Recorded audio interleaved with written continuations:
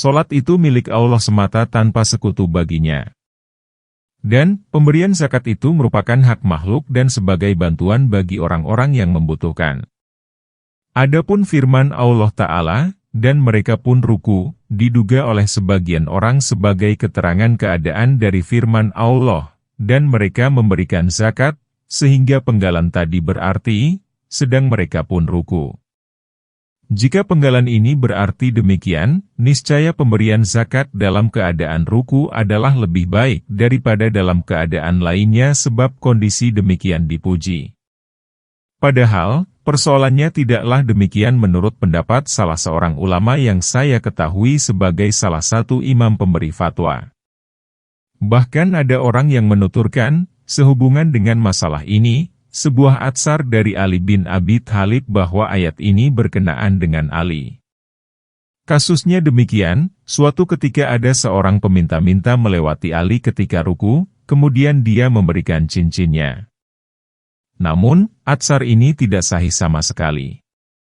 Yang sahih ialah hadis-hadis yang telah dikemukakan yang menyatakan bahwa semua ayat ini diturunkan berkenaan dengan Ubadah bin Syamit, tatkala dia melepaskan diri dari kemitraan dengan Yahudi dan dia menerima kemitraan dengan Allah, Rasul-Nya, dan kaum mukminin.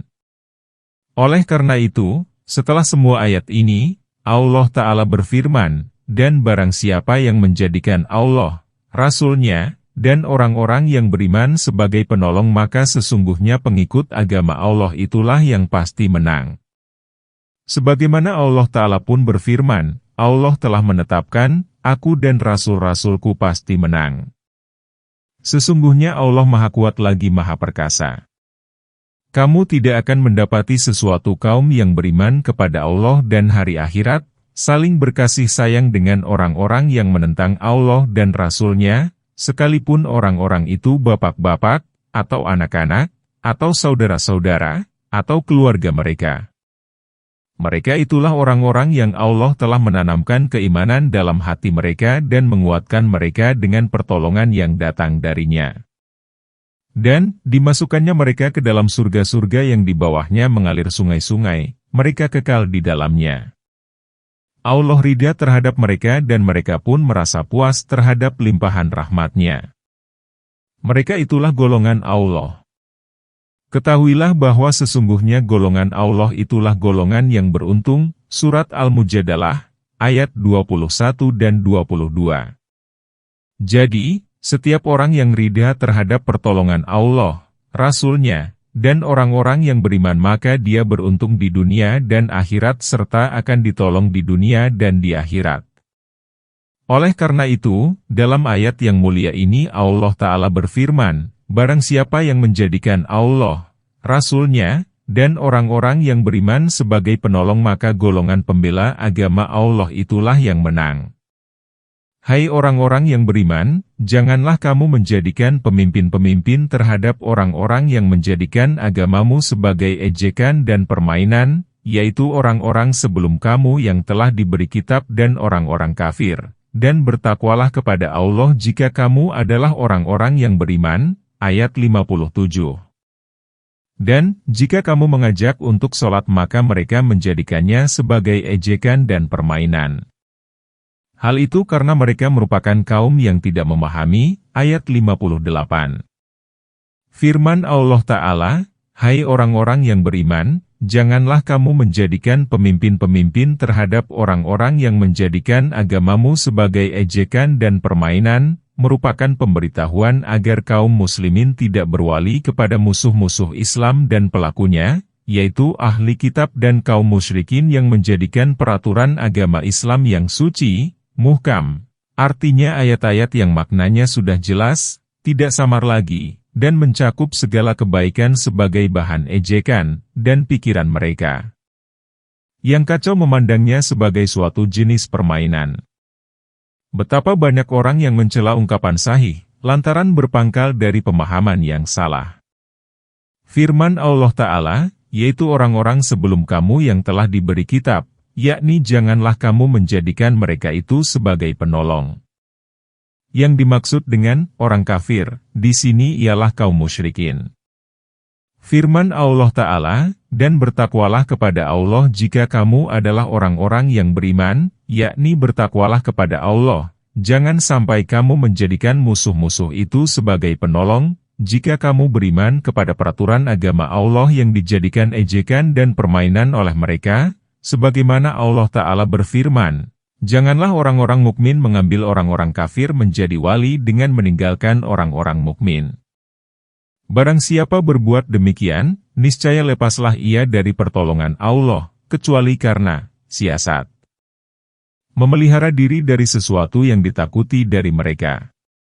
Dan Allah memperingatkan kamu terhadap siksanya. Dan hanya kepada Allah kembalimu. Surat Ali Imran, ayat 28. Firman Allah Ta'ala, dan jika kamu mengajak untuk sholat maka mereka menjadikannya sebagai ejekan dan permainan.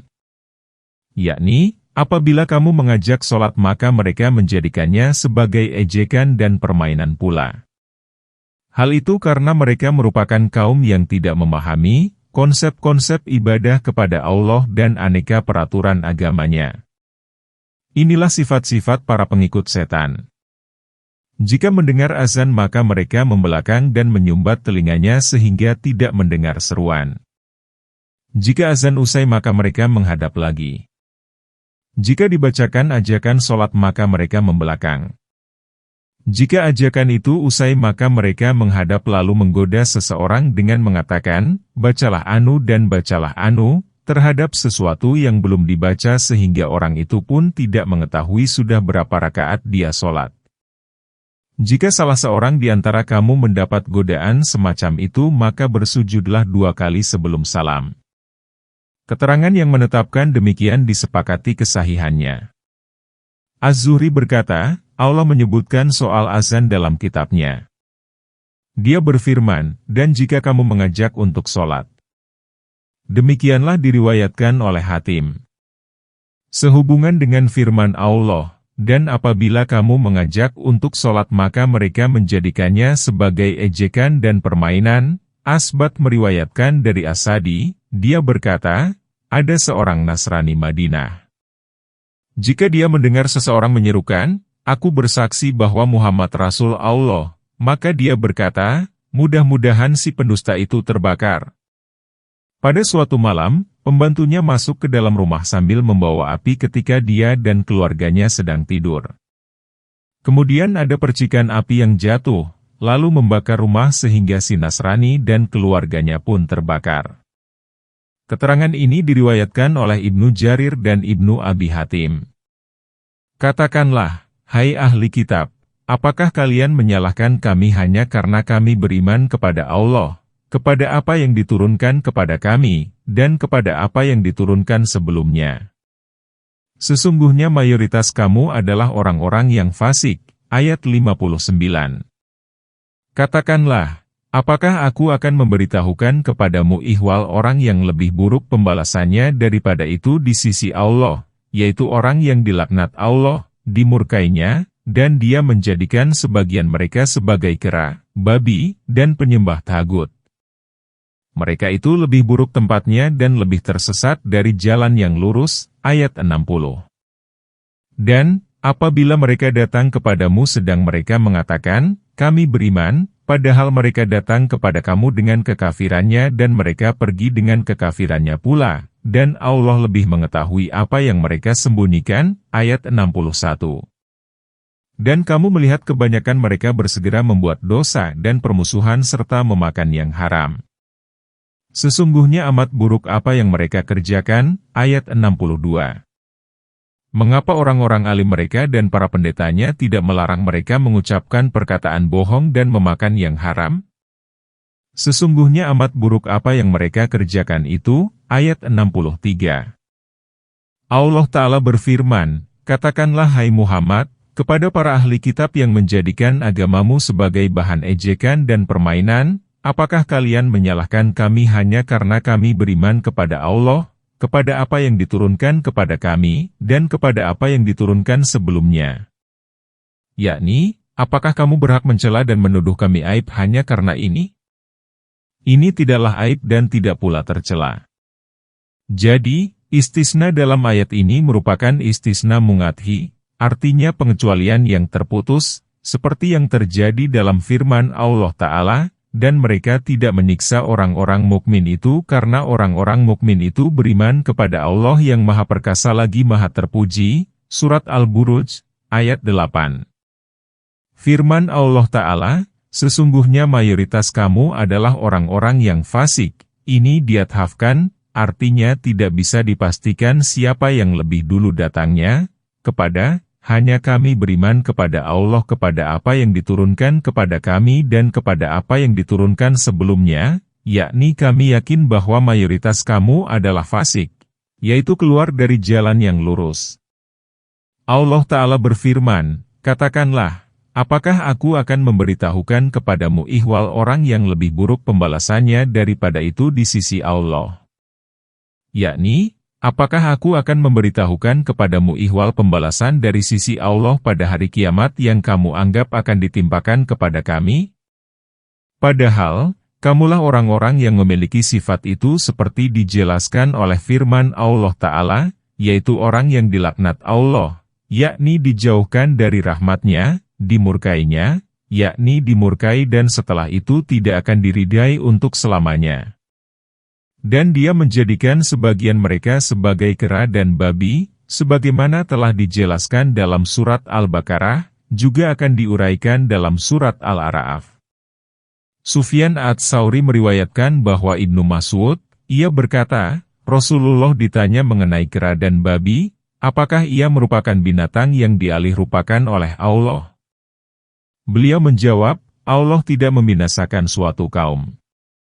Atau beliau mengatakan, Allah tidak mengalihrupakan suatu kaum lalu menjadikan mereka berketurunan dan beranak cucu dan bahwasanya kera dan babi ada sebelum itu. Hadis ini pun diriwayatkan oleh Muslim. Dan firman Allah Ta'ala, dan penyembah tagut, yakni Allah menjadikan sebagian mereka sebagai hamba tagut, berhala. Penggalan ini dibaca dengan beberapa versi, namun seluruh maknanya berpulang pada, hai ahli kitab, kamu adalah orang yang mencela agama kami yaitu agama yang mengesahkan Allah dan menghususkan aneka ibadah kepadanya, bukan kepada selainnya. Bagaimana mungkin hal ini muncul dari dirimu sedang di antara kamu terdapat aneka penyembah tagut? Oleh karena itu Allah Ta'ala berfirman, mereka itu lebih buruk tempatnya, daripada yang kamu kira akan ditimpakan kepada kami, dan lebih tersesat dari jalan yang lurus. Penggalan ini merupakan pemakaian tingkat perbandingan tanpa menyebutkan perkara yang dibandingkannya seperti yang terjadi pada firman Allah Ta'ala, pada hari itu penghuni surga lebih baik tempatnya dan lebih bagus perkataannya. Firman Allah Ta'ala, dan apabila mereka datang kepadamu sedang mereka mengatakan, kami beriman, padahal mereka datang kepada kamu dengan kekafirannya dan mereka pergi dengan kekafirannya pula. Inilah sifat orang munafik, yaitu mereka berpura-pura beriman secara lahiriah sedang hati mereka mengandung kekafiran. Oleh karena itu, Allah Ta'ala berfirman, padahal mereka datang kepadamu, hai Muhammad, dengan membawa kekafiran di dalam hatinya tanpa mengambil manfaat dari ilmu pengetahuan yang telah mereka simak darimu dan tidak pula nasihat serta larangan berbekas pada mereka. Oleh karena itu, Allah Ta'ala berfirman, dan Allah lebih mengetahui apa yang mereka sembunyikan. Yakni, Allah Maha mengetahui terhadap rahasia mereka dan yang terkandung di dalam hatinya, walaupun yang ditampilkan itu berbeda karena Allah Maha mengetahui perkara gaib dan nyata, lebih mengetahui terhadap mereka daripada mereka sendiri. Dan, Allah Ta'ala akan membalas perbuatan mereka itu dengan balasan sempurna. Firman Allah Ta'ala, dan kamu melihat kebanyakan mereka bersegera membuat dosa dan permusuhan serta memakan yang haram, yakni mereka bersegera melakukan dosa, perbuatan haram, permusuhan terhadap manusia, dan memakan barang haram. Sesungguhnya amat buruk apa yang mereka kerjakan, yakni seburuk-buruknya pekerjaan adalah pekerjaan mereka dan seburuk-buruknya permusuhan ialah permusuhan mereka. Firman Allah Ta'ala, mengapa orang-orang alim mereka dan para pendetanya tidak melarang mereka mengucapkan perkataan bohong dan memakan yang haram? Sesungguhnya amat buruk apa yang mereka kerjakan itu. Yakni, mengapa orang-orang alim dan pendeta itu tidak melarang mereka melakukan hal itu? Rabbaniyun ialah para ulama yang bekerja sebagai pemilik kekuasaan atas jamaahnya, sedangkan Abbar ialah ulama saja. Sesungguhnya amat buruk apa yang mereka kerjakan itu, ditafsirkan oleh Ibnu Abbas dengan, alangkah buruknya apa yang mereka tinggalkan. Ibnu Jarir meriwayatkan dari Ibnu Abbas, dia berkata, tiada ayat dalam Al-Quran yang lebih keras celaannya daripada ayat ini. Ad-Dahab berkata, tiada ayat dalam Al-Quran yang lebih saya takuti daripada ayat ini. Ibnu Abi Hatim meriwayatkan dan Yunus bin Habib menceritakan dari Yahya bin Yamar, dia berkata, Ali bin Abi Thalib berkhutbah. Setelah dia memuji dan memuja Allah, dia berkata, wahai manusia, sesungguhnya binasanya orang-orang sebelum kamu lantaran mereka melakukan berbagai kemaksiatan sedangkan ulama serta pendetanya tidak melarang mereka. Tatkala mereka bercokol dalam berbagai kemaksiatan maka mereka ditimpa berbagai siksa. Maka, hendaklah kamu menyuruh kepada kemakrufan dan melarang dari kemungkaran sebelum siksa yang ditimpakan kepada mereka ditimpakan pula kepadamu, dan ketahuilah bahwa menyuruh kepada kemakrufan dan melarang dari kemungkaran itu tidak akan memutuskan rezeki dan mempercepat ajal. Diriwayatkan dari Al-Munzir bin Jarir dari ayahnya, bahwa Rasulullah bersabda, tiada suatu kaum yang di tengah-tengah mereka ada orang yang melakukan kemaksiatan sedang kaum itu lebih berkuasa dan lebih perkasa namun mereka tidak mencegahnya melainkan Allah akan menimpakan azab kepada mereka lantaran orang itu. Hadis Ahmad. Redaksi hadis ini diriwayatkan oleh Ahmad saja. Hadis senada diriwayatkan pula oleh Abu Daud dari Jariri, dia berkata, saya mendengar Rasulullah bersabda, tiada seseorang yang melakukan berbagai kemaksiatan di tengah-tengah suatu kaum sedang mereka mampu untuk mencegahnya namun tidak melakukannya, melainkan Allah akan menimpakan siksa atas mereka sebelum mereka mati. Hadis Abu Daud. Hadis senada diriwayatkan pula oleh Ibnu Majah dari Ali bin Muhammad, dari Waki bin Israel, dari Abu Ishaq, dari Ubaidillah bin Jarir, dari ayahnya. Al-Hafidh Al-Musi berkata, hadis senada diriwayatkan pula oleh Syubah dari Abu Ishaq. Orang-orang Yahudi berkata, tangan Allah terbelenggu. Sebenarnya tangan merekalah yang dibelenggu dan mereka dilaknat lantaran apa yang mereka katakan itu. Tetapi kedua tangannya itu terbuka. Dia menginfakkan sebagaimana yang dia kehendaki. Sungguh apa yang diturunkan kepadamu dari Tuhanmu akan menambah kedurhakaan dan kekafiran bagi mayoritas mereka.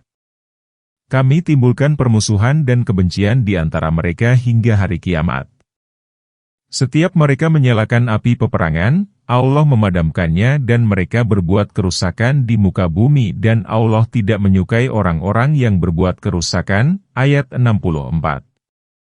Dan sekiranya ahli kitab beriman dan bertakwa, tentulah kami hapus kesalahan-kesalahan mereka dan tentulah kami masukkan mereka ke dalam surga-surga yang penuh kenikmatan. Ayat 65. Dan, seandainya mereka sungguh-sungguh menegakkan Taurat, Injil, dan Al-Quran yang diturunkan kepada mereka dari Tuhannya, niscaya mereka akan mendapat makanan dari atas mereka dan dari bawah kaki mereka. Di antara mereka ada golongan pertengahan. Dan, alangkah buruknya apa yang dikerjakan oleh kebanyakan mereka. Ayat 66. Allah Ta'ala memberitahukan ihwal kaum Yahudi, semoga laknat Allah yang terus-menerus menimpa mereka hingga hari kiamat bahwa mereka menyifati Allah sebagai Tuhan pelit dan miskin sedang mereka kaya. Maha suci Allah dan maha tinggi Dia dari ucapan mereka. Mereka mengungkapkan kebahilan itu dengan mengatakan, tangan Allah terbelenggu, artinya pelit. Seperti firman Allah Ta'ala, dan janganlah kamu menjadikan tanganmu terbelenggu ke kudukmu. Dan makna inilah yang dimaksudkan oleh kaum Yahudi, semoga laknat Allah menimpa mereka. Akramah berkata, sesungguhnya ayat itu diturunkan berkenaan dengan Fanhash Yahudi semoga laknat Allah menimpanya. Fanhashlah yang mengatakan, sesungguhnya Allah itu miskin sedang kami kaya. Maka, Abu Bakar Shiddiq memukulnya. Allah menanggapi omongan mereka dengan pernyataan sebaliknya dan dengan mendustakan mereka.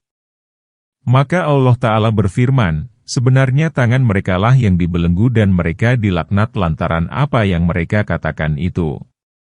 Demikianlah, laknat itu telah menimpa mereka sehingga di antara mereka ada yang bakhil, hasud, ketakutan, dan hina sebagai siksa yang besar. Sebagaimana Allah Ta'ala berfirman, telah ditetapkan atas mereka kehinaan. Kemudian Allah Ta'ala berfirman, tetapi kedua tangannya itu terbuka. Dia menginfakkan sebagaimana yang dia kehendaki. Yakni, tetapi dia maha luas karunia-Nya dan sangat banyak pemberiannya.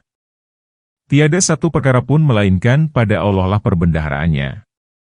Dialah yang memberikan nikmat kepada makhluknya dan kenikmatan itu hanya berasal dari Dia yang tiada sekutu baginya. Allah Ta'ala berfirman, dan Dia telah memberikan kepadamu, keperluanmu, dari segala apa yang kamu telah memintanya. Dan, jika kamu menghitung nikmat Allah, tidaklah kamu dapat menghinggakannya. Sesungguhnya manusia itu sangat zalim dan sangat mengingkari nikmat Allah. Surat Ibrahim, ayat 34. Ayat-ayat yang senada dengan ini sangat banyak.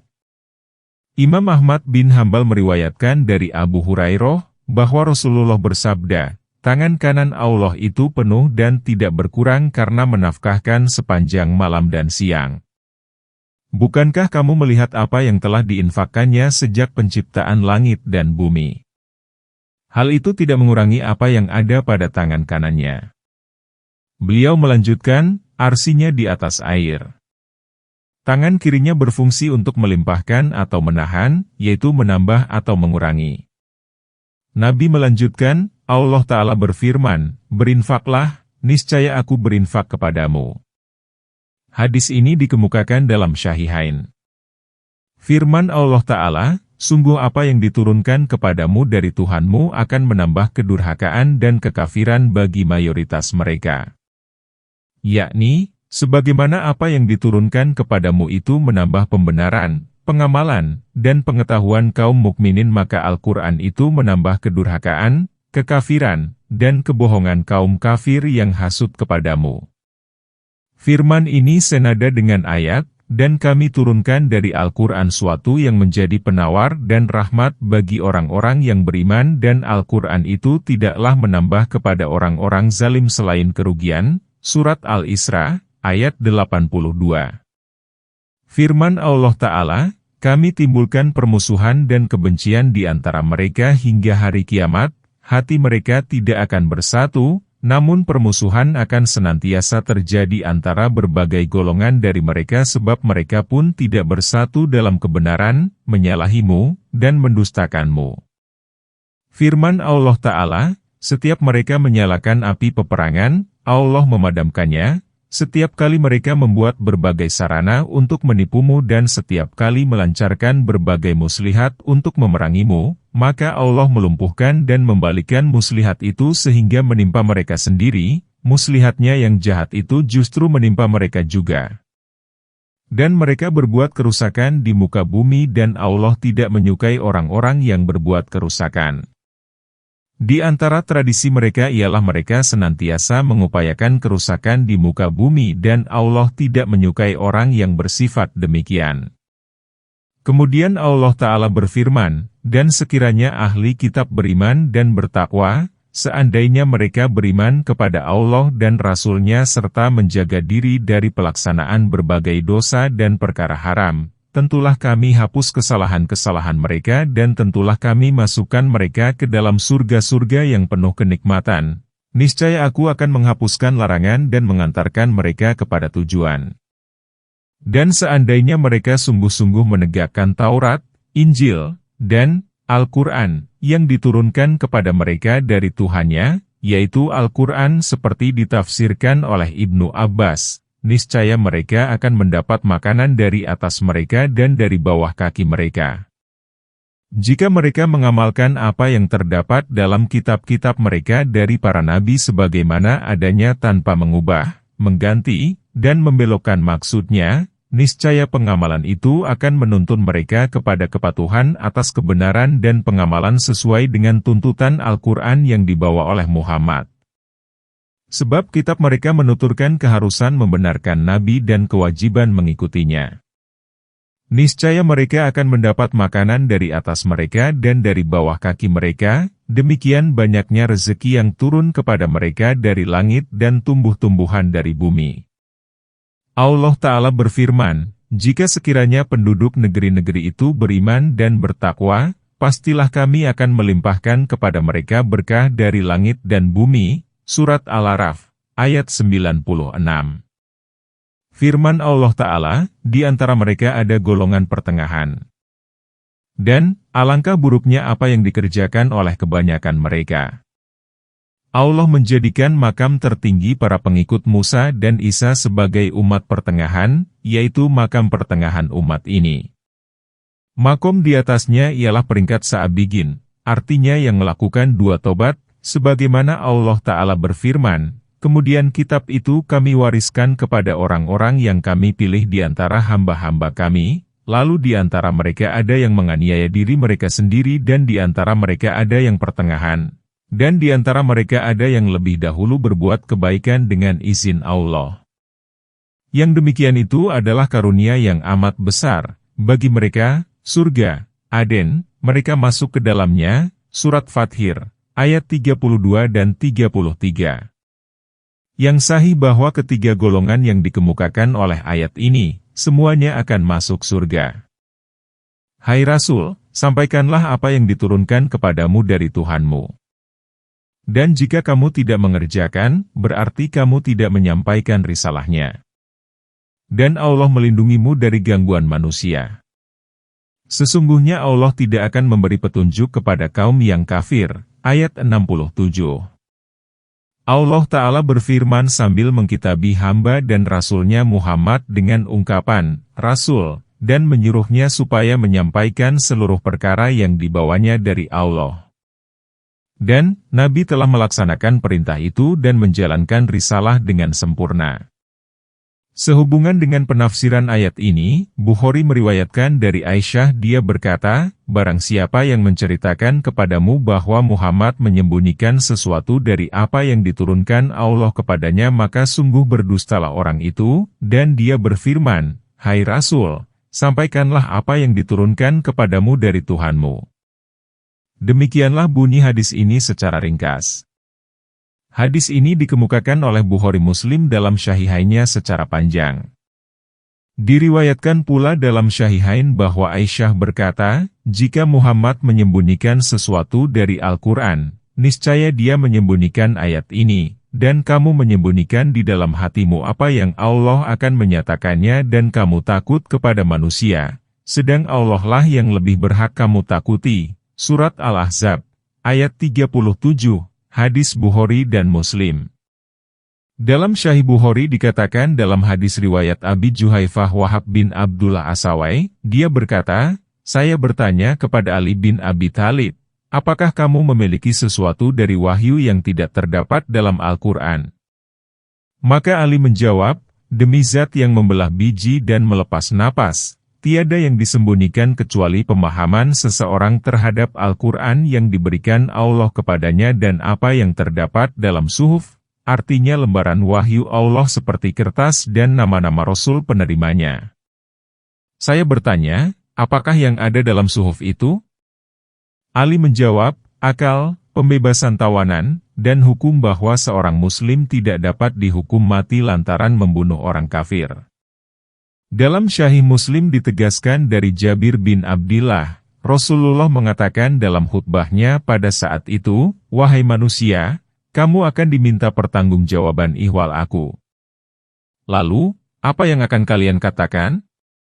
Para sahabat berkata, kami akan mempersaksikan bahwa engkau telah menyampaikan risalah, menjalankannya, dan memberikan nasihat. Maka beliau mengangkat jarinya ke langit lalu menudingkannya kepada mereka seraya bersabda, Ya Allah, bukankah aku telah menyampaikan risalah? Hadis Muslim.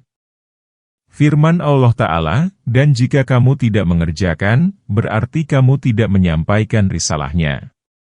Jika kamu tidak menyampaikan risalah kepada manusia, berarti kamu tidak menyampaikan risalahnya, sedang dia mengetahui apa akibat yang akan timbul, jika dia tidak menyampaikan.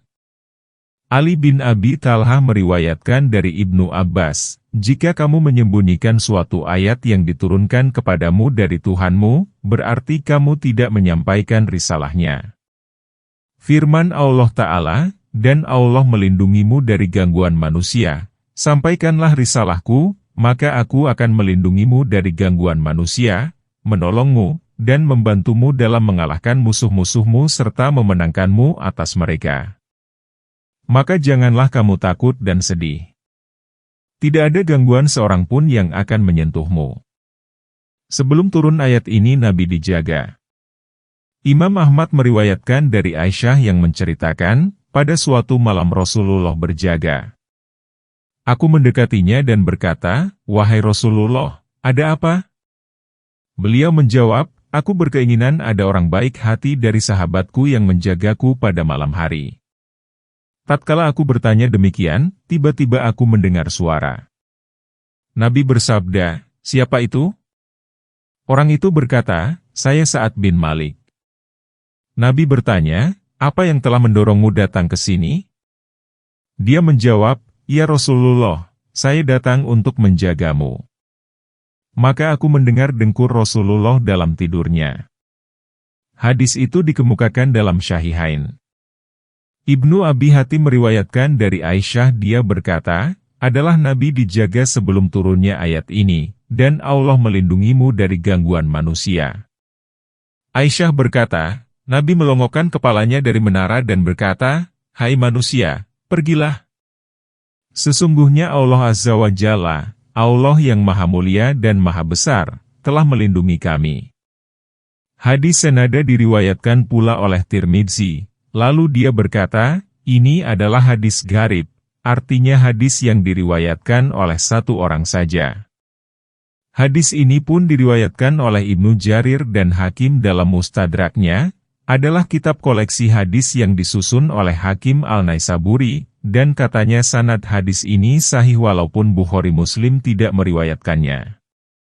Ibnu Mardawi meriwayatkan dari Ismah bin Malik Al-Hatami dia berkata, kami dahulu menjaga Rasulullah pada malam hari hingga turun ayat, dan Allah melindungimu dari gangguan manusia, maka penjagaan pun ditinggalkan. Imam Ahmad meriwayatkan bahwa Judah bin Khalid ibnu Syumah al-Jashmi berkata, seseorang dikatakan kepada Nabi dan dikatakan bahwa dia akan membunuh Nabi. Maka beliau bersabda kepadanya, janganlah kamu mengintai. Jika kamu bermaksud demikian, niscaya Allah tidak akan memberimu kemampuan untuk membinasakan aku. Firman Allah Ta'ala, sesungguhnya Allah tidak akan memberi petunjuk kepada kaum yang kafir. Sampaikanlah risalah itu olehmu dan Allah lah yang akan menunjukkan dan menyesatkan orang yang dikehendakinya. Sebagaimana Allah berfirman, bukanlah kekuasaanmu untuk menunjukkan mereka, namun Allah lah yang menunjukkan orang yang dikehendaki. Dan Allah berfirman, sesungguhnya tugasmu hanyalah menyampaikan dan wewenang kamilah perhitungannya. Katakanlah, hai ahli kitab, kamu tidak berpegang pada apapun hingga kamu menegakkan Taurat, Injil, dan Al-Quran yang diturunkan kepada kamu dari Tuhanmu. Sesungguhnya apa yang diturunkan kepadamu dari Tuhanmu akan menambah kedurhakaan dan kekafiran pada mayoritas mereka. Maka janganlah kamu bersedih hati terhadap kaum yang kafir itu, ayat 68. Sesungguhnya orang-orang yang beriman, orang-orang Yahudi, Syabi'in, orang-orang Nasrani, dan siapa saja yang beriman kepada Allah dan hari akhirat serta beramal soleh maka tidak ada kekhawatiran terhadap mereka dan tidak pula mereka bersedih hati. Ayat 69. Allah Ta'ala berfirman, hai Muhammad, katakanlah, hai ahli kitab, kamu tidak berpegang pada apapun. Yakni, dari agama hingga kamu beriman kepada seluruh kitab yang ada padamu yang diturunkan dari Allah kepada para nabi, mengamalkan isinya, beriman kepada Muhammad, mengikutinya, mengimaninya sebagai utusan, dan mengikuti syariatnya, peraturan agamanya, serta mengimani pada apa yang diturunkan kepadamu dari Tuhanmu, yakni Al-Quran Al-Azim. Demikian menurut penafsiran Mujahid. Sesungguhnya apa yang diturunkan kepadamu dari Tuhanmu akan menambah kedurhakaan dan kekafiran pada mayoritas mereka. Penafsiran ayat ini telah dikemukakan pada surat Al-Maidah ayat 64. Maka janganlah kamu bersedih hati terhadap kaum yang kafir, janganlah kamu bersedih atas mereka dan jangan pula merasa bersalah. Kemudian Allah berfirman, sesungguhnya orang-orang yang beriman, kaum muslimin, orang-orang Yahudi, pemilik Taurat dan Syabi'in. Karena posisinya panjang, maka sebaiknya menggunakan harf at, artinya kata penghubung. Syabi'in ialah segolongan Nasrani dan Majusi yang tidak beragama. Demikian menurut Mujahid. Mujahid juga mengatakan bahwa mereka juga dari kalangan Yahudi dan Nasrani. Menurut Qatadah, Syabi'in ialah orang yang menyembah malaikat, syalatnya tidak menghadap ke kiblat, dan mereka membaca Zabur.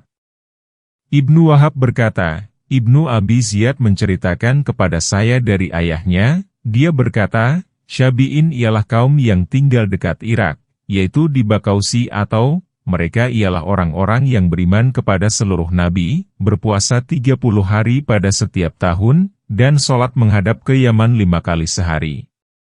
Ada juga pendapat yang mengatakan bahwa mereka tidaklah demikian. Adapun kaum Nasrani sudah dikenal. Mereka adalah pemilik Injil.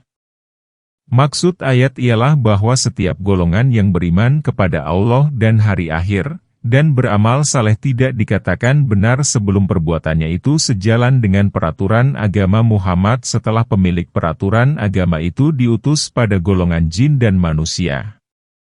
Barang siapa yang beriman kepada peraturan agama Muhammad maka mereka tidak usah khawatir terhadap apa yang kelak akan mereka terima di akhirat dan bencananya serta tidak perlu mengkhawatirkan atas apa yang telah mereka lakukan.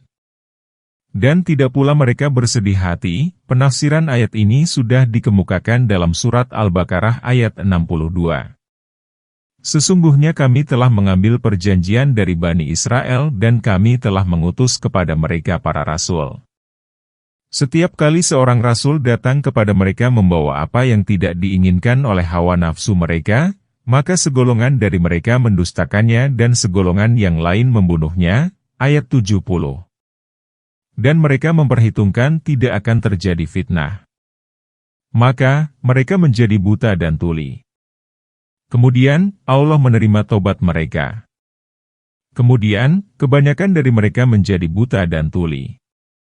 Dan, Allah Maha melihat terhadap apa yang mereka kerjakan. Ayat 71. Allah Ta'ala mengingatkan bahwa Dia mengambil janji dari Bani Israel bahwa mereka akan patuh dan taat kepada Allah dan Rasul-Nya, lalu mereka mengingkari janji itu.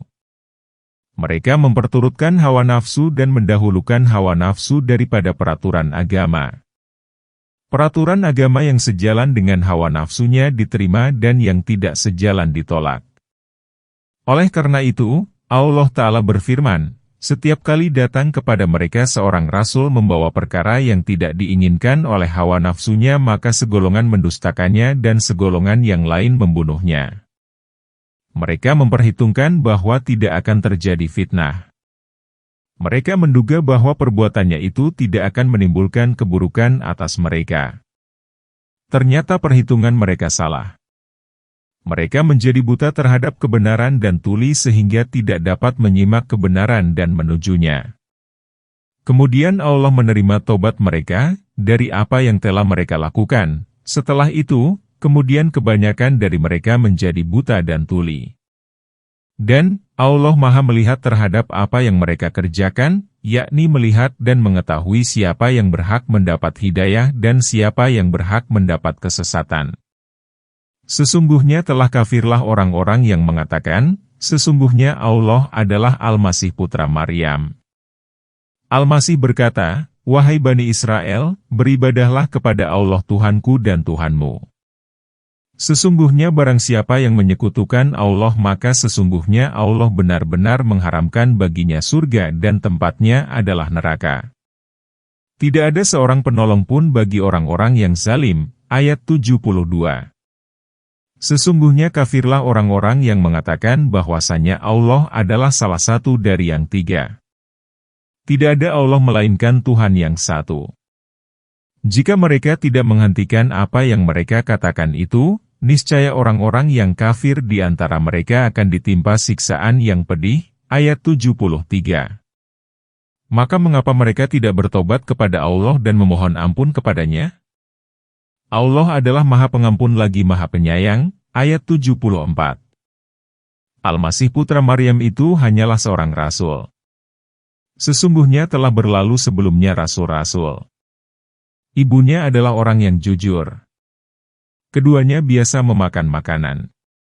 Perhatikanlah bagaimana kami menjelaskan ayat-ayat itu kepada mereka, kemudian perhatikanlah bagaimana mereka berpaling. Ayat 75. Allah Ta'ala berfirman sambil menetapkan kekafiran beberapa kelompok Nasrani, yaitu kelompok Malakiyah, Yakubiyah dan Nasturiyah. Salah seorang di antara mereka mengatakan bahwa Al-Masih adalah Allah. Maha tinggi dan maha suci Allah dari apa yang mereka katakan. Padahal, pernyataan yang pertama kali diucapkan oleh Isa ketika dalam buayan ialah, sesungguhnya aku adalah hamba Allah. Isa tidak mengatakan, aku adalah Allah, dan tidak mengatakan, aku adalah anak Allah. Namun dia mengatakan, aku adalah hamba Allah. Dia memberiku Alkitab dan menjadikan aku sebagai nabi. Sesungguhnya Allah adalah Tuhanku dan Tuhanmu maka sembahlah Dia dan inilah jalan yang lurus. Hal itu pula yang dikatakan oleh Isa kepada mereka saat dia dewasa pada masa kenabiannya. Oleh karena itu Allah Ta'ala berfirman, Al-Masih berkata, wahai Bani Israel, beribadahlah kepada Allah Tuhanku dan Tuhanmu. Sesungguhnya barang siapa yang menyekutukan Allah, lalu dia menyembah Tuhan lain di samping Allah, maka sesungguhnya Allah benar-benar mengharamkan baginya surga dan tempatnya adalah neraka. Sebagaimana Allah berfirman, sesungguhnya Allah tidak akan mengampuni perbuatan menyekutukannya dan Dia mengampuni dosa selain itu bagi siapa yang dikehendakinya. Dalam Syabib dikatakan, sesungguhnya Nabi mengutus seseorang yang menyerukan kepada manusia, surga itu tidak akan dimasuki kecuali oleh orang yang berserah diri, dalam redaksi lain dikatakan, yang beriman. Oleh karena itu, Allah Ta'ala memberitahukan ihwal Al-Masih bahwa dia berkata kepada Bani Israel, sesungguhnya barang siapa yang menyekutukan Allah maka sesungguhnya Allah benar-benar mengharamkan baginya surga dan tempatnya adalah neraka. Tidak ada seorang penolong pun bagi orang-orang yang zalim. Yakni, tidak ada pada sisi Allah orang yang menolong dia dan menyelamatkan dari keadaannya. Firman Allah Ta'ala, sesungguhnya kafirlah orang-orang yang mengatakan bahwasanya Allah adalah salah satu dari yang tiga. As-Sadi dan yang lainnya berkata bahwa ayat itu diturunkan sehubungan dengan mereka yang menjadikan Al-Masih dan ibunya sebagai dua Tuhan di samping Allah. Dengan demikian Allah adalah salah satu dari yang tiga.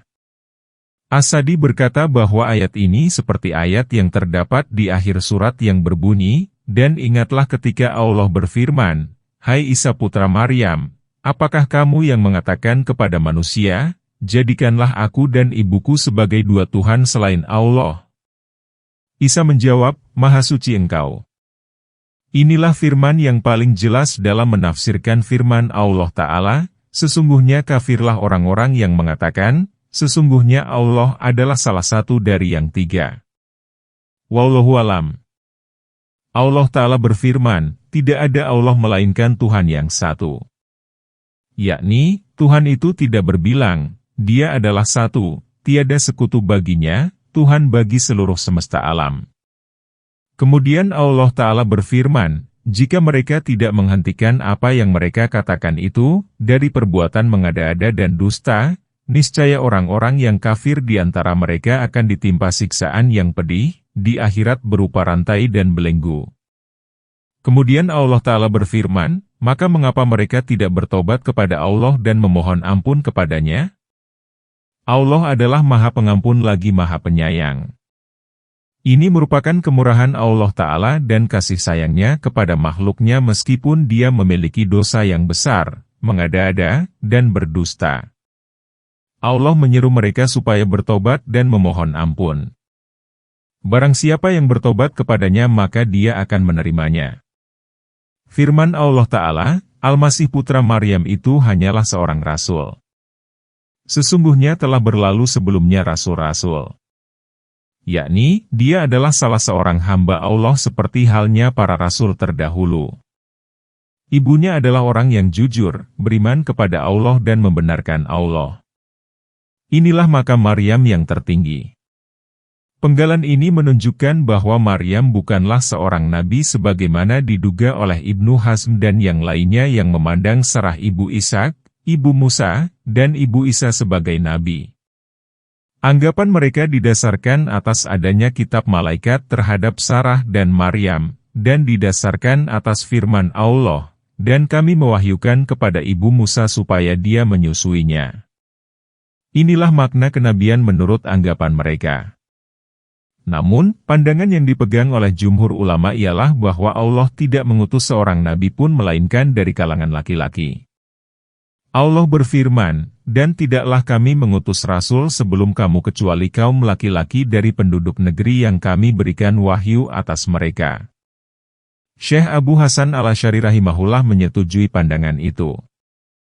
Firman Allah Ta'ala, keduanya biasa memakan makanan, keduanya memerlukan makan dan mengeluarkannya. Jadi, keduanya merupakan hamba Allah seperti halnya manusia lain, keduanya bukan dua Tuhan seperti anggapan kelompok Nasrani yang dungu. Semoga Allah menimpakan hukuman yang berhak mereka terima hingga hari kiamat. Kemudian Allah Ta'ala berfirman, perhatikanlah bagaimana kami menjelaskan ayat-ayat itu kepada mereka, yakni menjelaskan dan menampakkannya. Kemudian perhatikanlah bagaimana mereka berpaling, yakni kemudian perhatikanlah, setelah ada penjelasan, keterangan, dan keterbukaan, kemanakah mereka pergi, pendapat apakah yang mereka pegang, dan aliran kesesatan apakah yang mereka ikuti. Katakanlah, mengapa kamu menyembah selain dari Allah, sesuatu yang tidak dapat memberikan mudarat dan manfaat kepadamu? Dan Allah lah yang maha mendengar lagi maha mengetahui, ayat 76. Katakanlah, hai ahli kitab, janganlah kamu berlebih-lebihan secara tidak benar dalam agamamu dan janganlah kamu mengikuti hawa nafsu orang-orang yang telah tersesat sebelumnya dan menyesatkan banyak orang serta mereka pun tersesat dari jalan yang lurus, ayat 77.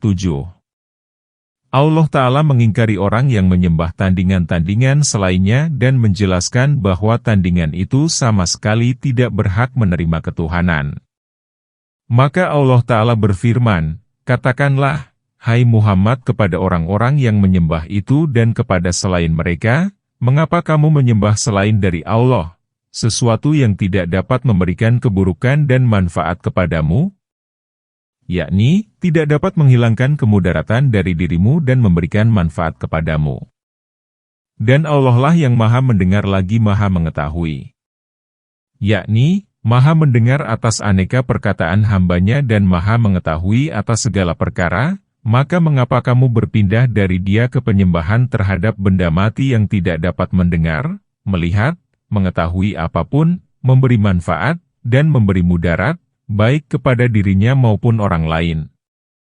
Kemudian Allah Ta'ala berfirman, katakanlah, hai ahli kitab, janganlah kamu berlebih-lebihan secara tidak benar dalam agamamu, yakni janganlah kamu melampaui batas dalam mengikuti kebenaran dan janganlah berlebih-lebihan dalam menghormati orang yang diperintahkan supaya menghormatinya sehingga kamu mengeluarkan orang itu dari kerangka kenabiannya ke kerangka ketuhanan seperti yang kamu lakukan terhadap Isa yang merupakan salah satu nabi, kemudian kamu jadikan dia sebagai Tuhan selain Allah.